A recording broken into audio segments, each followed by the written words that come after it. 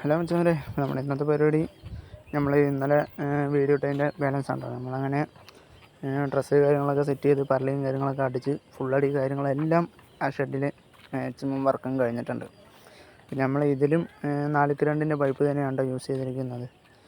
അപ്പോൾ 3x3 post 4 സൈഡും വെച്ചു. അതിൻ്റെ സെൻറ്ററിലായിട്ട് 4x2 പൈപ്പും 2 പോസ്റ്റായിട്ട് വെച്ചു. പിന്നെ ഈ ഷെഡിൽ പാത്തിക്ലാമ്പ് കാര്യങ്ങളൊക്കെ വെച്ച് ഈ ഒരു ഷെഡിൽ ഫുള്ള് പാത്തിക്ലാമ്പ് കാര്യങ്ങളൊക്കെ നമ്മൾ സെറ്റ് ചെയ്തിട്ടുണ്ട് കേട്ടോ. പിന്നെ അതിലും അതേമാതിരി ഏകദേശം എല്ലാ പണിയും കഴിഞ്ഞിട്ടുണ്ട്.